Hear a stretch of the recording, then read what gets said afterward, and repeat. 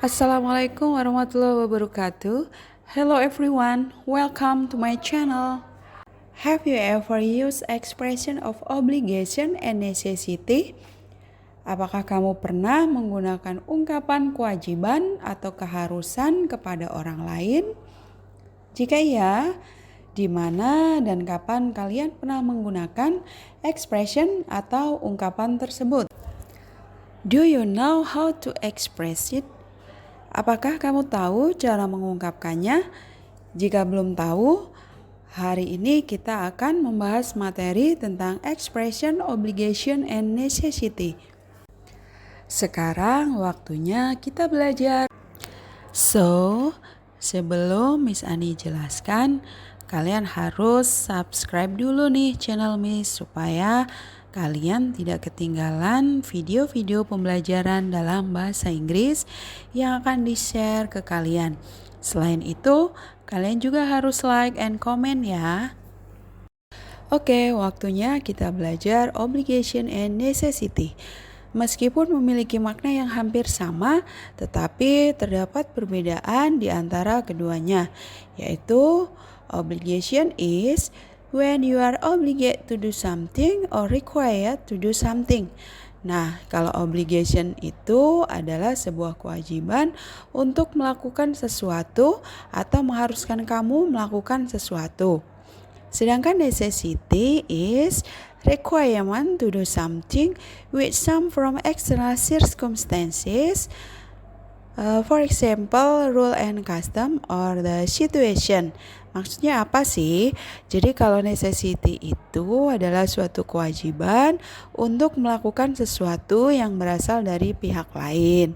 For example, the rule and custom or situation. Contohnya itu adalah aturan atau kebiasaan atau situasi tertentu yang harus kalian lakukan. Here are some expression commonly used to express obligation. Yang pertama, I have to come on time. Saya harus datang tepat waktu. Kemudian yang kedua, I must try it again. Saya harus mencoba lagi. Kemudian, I have to keep it. Saya harus menjaga itu. Kemudian yang keempat, I have to go now. Saya harus pergi sekarang. Nah, itu adalah tadi beberapa ungkapan yang digunakan untuk mengekspresikan obligation atau kewajiban. Nah, sedangkan untuk rumusnya seperti apa sih? Kalau mau menyampaikan dan menggunakan kata must, have to, atau need to seperti yang tadi sudah Miss Ani sebutkan. Baiklah, sekarang Miss Ani jelaskan mulai dari positive obligation. Yang pertama, setelah subjek itu diikuti oleh must, kemudian verb atau kata kerja tanpa s atau es. For example, I must try it again. Nah, jadi kata try itu walaupun subjeknya he, she, atau it, try-nya itu tidak ditambah s atau es. Kemudian yang kedua, itu ada subjek, kemudian diikuti oleh have atau has, kemudian verb. Verb atau kata kerjanya juga tidak boleh ditambah s atau es. For example, you have to go now. Nah, yang kedua, he has to go now. Nah, jadi he, kenapa antara he dan you itu berbeda menggunakan have atau has? Jadi untuk you, I, we, they itu harus menggunakan have to. Kemudian he, she, dan it itu harus menggunakan has.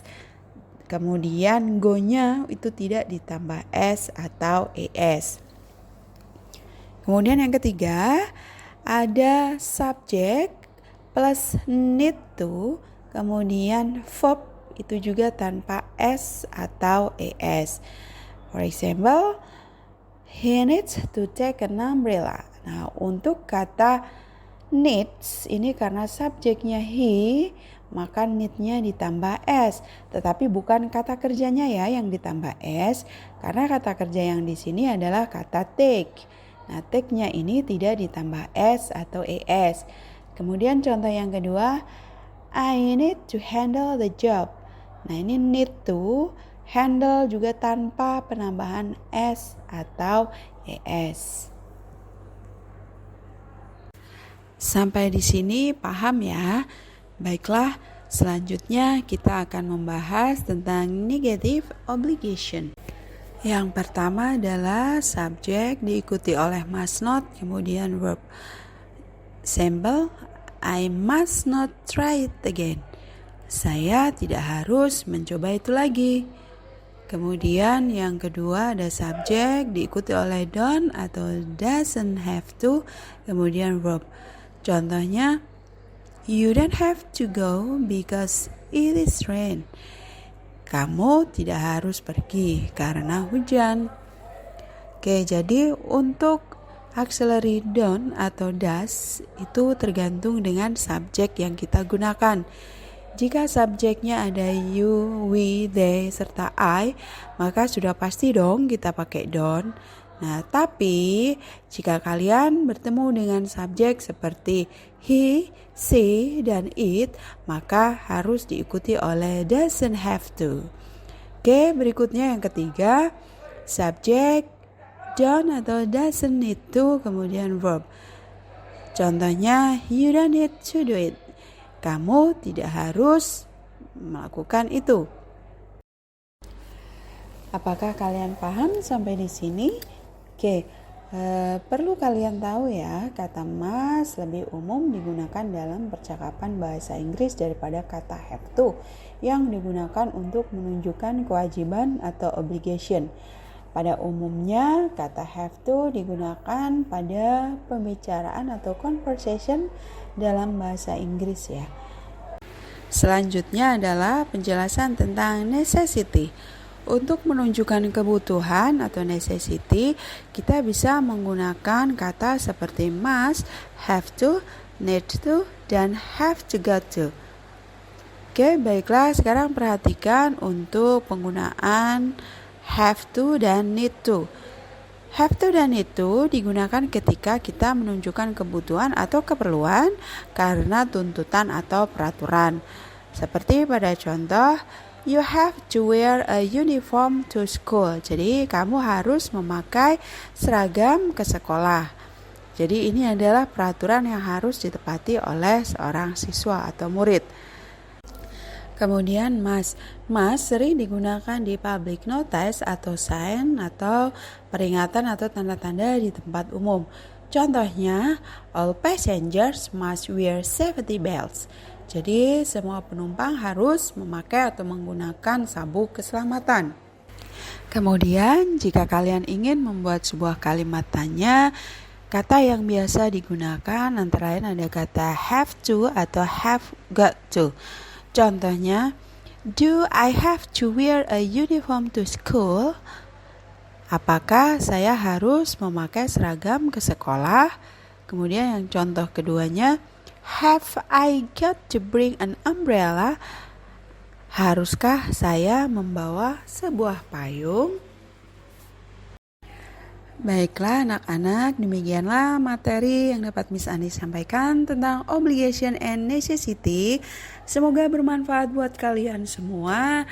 Dan jangan lupa untuk tetap semangat dan berusaha, karena tidak ada usaha yang sia-sia. Oke? Thank you. Wassalamualaikum warahmatullahi wabarakatuh.